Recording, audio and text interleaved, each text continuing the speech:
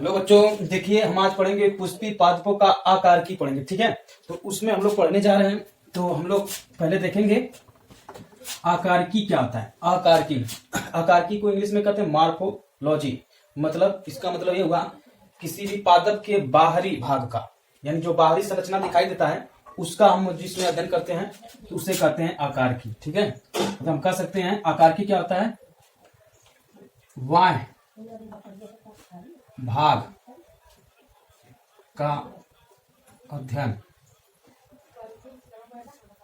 क्या कहलाता है, आकार की कहलाता है। सिंपल से परिभाषा इसका क्या है, आकार की किसे कहते हैं, किसी भी सजीव के सबसे बाहरी भाग का, जो बाहर से आपको दिखाई देता है उसी को बोलते हैं आकार की बोलते हैं। ठीक है, और कारकी क्या होता है, कारकी में क्या होता है, किसी भी सजीव के आंतरिक भागों का क्या किया जाता है, अध्ययन किया जाता है। आंतरिक भाग में तो जैसे मनुष्य है तो उसके अंदर का भाग जैसे हृदय, फेफड़ा, किडनी आदि ये जो होते हैं, ये आंतरिक भाग होते हैं, इनका अगर अध्ययन किया जा रहा है तो उसे बोला जाएगा कारकी बोला जाता है। ठीक है, तो हम लोग पढ़ना है अकारकी, तो हमें किसका पढ़ना है, पौधों का।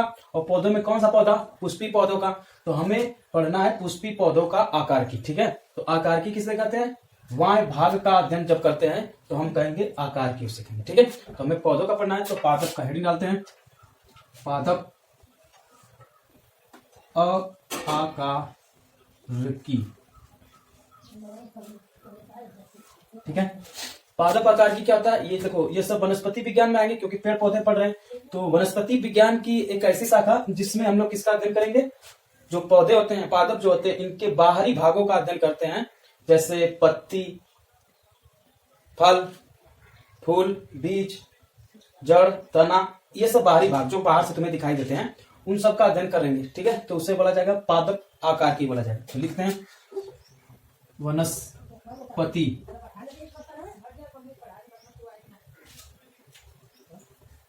विज्ञान की वह शाखा जिसमें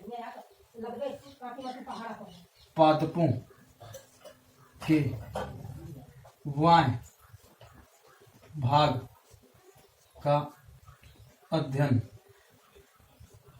किया जाता है ना, तो उसे बोला जाता है पादप कारकी बोला जाता है। जैसे वाय भाग में आप एग्जांपल के लिए लिख सकते हैं, जैसे पत्ती, जड़, तना, फूल आदि। ठीक है, जो हमें बाहर से पौधे का दिखाई दे रहा है भाग, जैसे पत्ती, फूल, तना, पेड़ का, ये सब क्या कहलाता है, बाहरी भाग कहलाता है। और बाहरी भाग का अध्ययन करना क्या कहलाता है, पादप के पादप आकार की कहलाता है। ठीक है, ओके।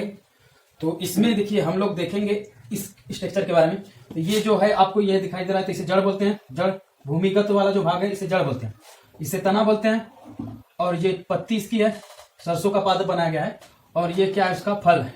और ये पुष्प मान लेते हैं, और पुष्प में क्या होगा, उसका बीज होगा। ठीक है, वहां से भी बनता है। फिर यहाँ पे देखो पत्ती है, ये पत्ती है, तो देखिए ध्यान से। तो इसमें हम लोग ना ये जो है इसको जड़ कहते हैं। तो जड़ भी कई प्रकार के होंगे, प्राथमिक जड़, द्वितीयक जड़, तृतीयक जड़, तो वो सब पढ़ेंगे इसमें। तो हम लोग पहले ये जो ऊपर से भाग जो तुम्हें दिखाई दे रहा है, जो भूमि से ऊपर है, यानी कि वायवी है। वायवी का मतलब जो वायु के संपर्क में है, तो उसे बोला जाता है प्रारोह तंत्र। इसे बोला जाता है प्रारोह तंत्र। प्रारोह तंत्र किसे कहते हैं, जो पुष्प का वह भाग जो वायवी होता है। वायवी मतलब वायु के संपर्क में रहता है, तो ये सब वायु के संपर्क में रहता है, इसे क्या कहते हैं, प्रारोह। ठीक है, और जो भूमि के अंदर रहता है जड़ जैसे, तो इसे बोला जाता है मूल तंत्र बोलते हैं। क्या बोलते हैं, मूल तंत्र बोलते हैं। ओके, समझ में आया, ठीक। देखिए इसका जो ये जो है ना, इसका जो निर्माण हुआ है ऊपर वाले भाग का, ये प्रांकुल से होता है। और ये जड़ का निर्माण कहां से होता है, मूलांकुल से होता है, मूलांकुल से। ठीक है, तो इससे पहले हमें थोड़ा बीज के बारे में पढ़ना होगा। तो जैसे मान लीजिए एक चने का बीज ले रहे हैं, मान लीजिए ये क्या है, चना है। ठीक है, चना है, तो इसमें क्या होगा, जब ये चना है, चना का बीज है, चना बीज।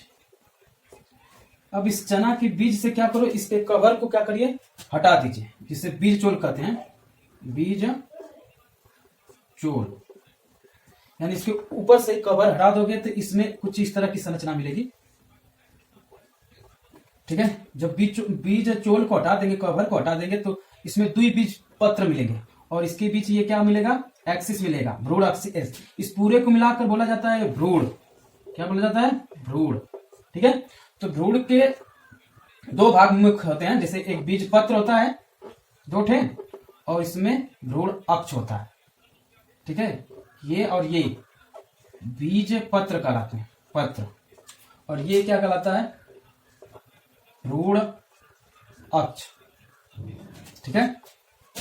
अब भ्रूण अक्ष जो होता है इसके 2 भाग होते हैं, एक ऊपर से भाग होता है, इसे कहते हैं प्रांकुर, और नीचे से एक भाग रहता है यहां से, इसे कहते हैं मूलांकुर कूर।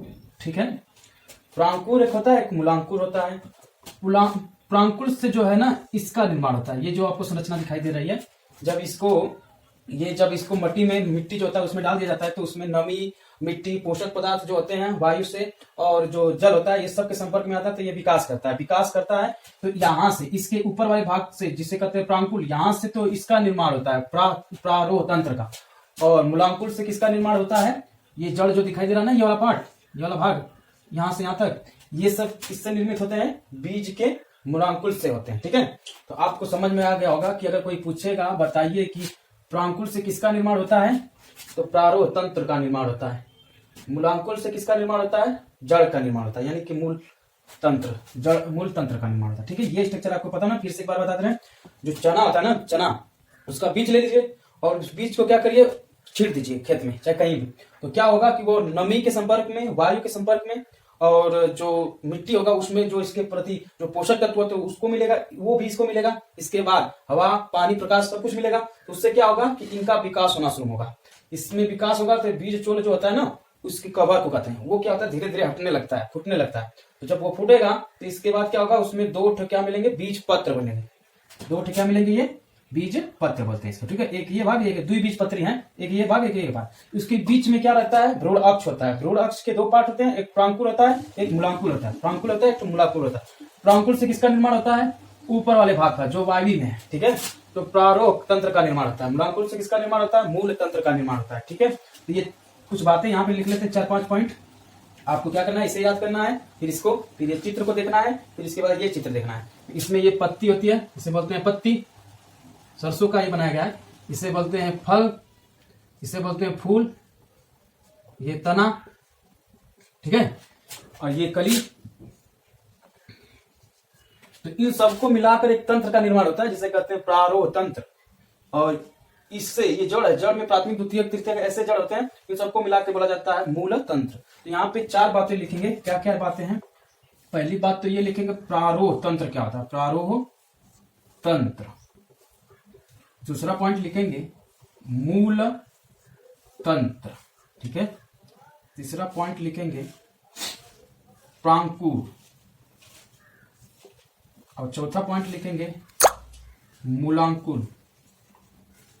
ये 4 बातें आपको पता होना चाहिए। इसको बताना, प्रारोह तंत्र किससे कहते हैं, तो आप ये लिखेंगे कि प्रारोह तंत्र क्या होता है, पादप का वायवीय भाग, यानी जो वायु के संपर्क में रहता है उसे क्या कहते हैं, प्रारोह तंत्र कहते हैं। ठीक है। मूल तंत्र किसे कहते हैं, पादप का कौन सा भाग भाई, भूमिगत भाग, भूमिगत भाग। पादप का भूमिगत भाग क्या कहलाता है, मूल तंत्र।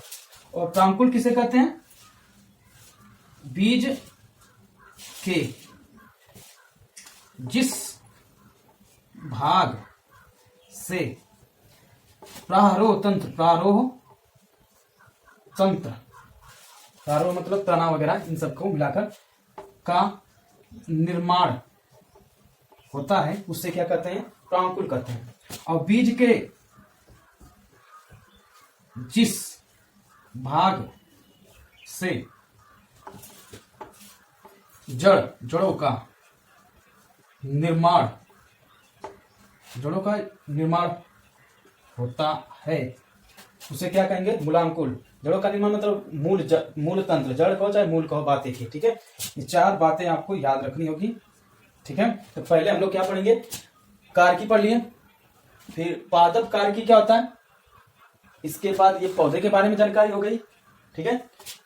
और इसके बाद इस चित्र के बारे में जानकारी हो गई कि बीज में कैसे होता है। तो प्रांकुल भाग से भाई धीरे धीरे विकास होता रहेगा, इसमें से पौधा निकलता रहेगा, ऊपर की ओर जाएगा। मूलांकुर से क्या होता है, नीचे की ओर भूमि की ओर जाएगा, तो उसे क्या कहेंगे, जड़ कहते हैं।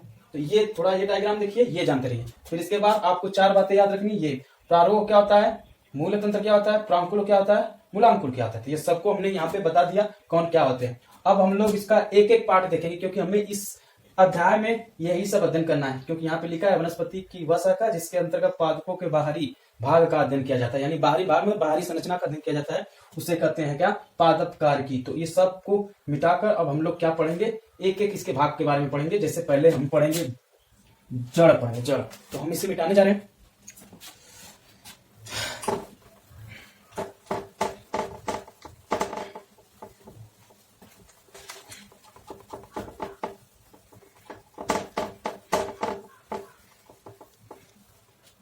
तो हेडिंग डालिए, पहला इसमें लिखेंगे जड़, यानी कि मूल। अंग्रेजी में क्या कहते हैं, रूट, जड़, रूट। रूट किसे कहते हैं, तो आप सीधे बता देंगे कि जो ये देखिए पादप के मूलांकुल भाग से, यहाँ पे लिखिए पादप जो है इसके मूला, यहाँ पे बीज होगा तो नीचे की ओर गया होगा मूलांकुल। तो पादप के जो बीज होते हैं, ठीक है, उनके मूलांकुल भाग से जिसका निर्माण होता है उसे जड़ कहते हैं। तो यहाँ पे लिख देते हैं डायरेक्ट, पादप के बीज, या सीधे पादप ना लिखकर सीधे लिखो, बीज के मूलांकुर से जिस लंबी संरचना का निर्माण होता है उसे क्या कहते हैं, जड़ कहते हैं, ठीक है। तो यहाँ पे बीज है, तो बीज का एक भाग होता है जिसे कहते हैं मूलांकुल, अभी पीछे पढ़ा है। तो उससे जिस संरचना की लंबी श्रृंखला का निर्माण होता है उसी को बोलते हैं जड़ बोलते हैं, ओके। तो ये भी जड़ कई टाइप के होते हैं, तो देखते हैं। तो हम लिखेंगे अब मूल, यानी जड़ के प्रकार, टाइप ऑफ रूट। तो जड़ के एनसीईआरटी के आधार पर 3 ही प्रकार होते हैं। तो यहां पे लिख सकते हैं मूल मतलब जड़ के मुख्य 3 प्रकार होते हैं,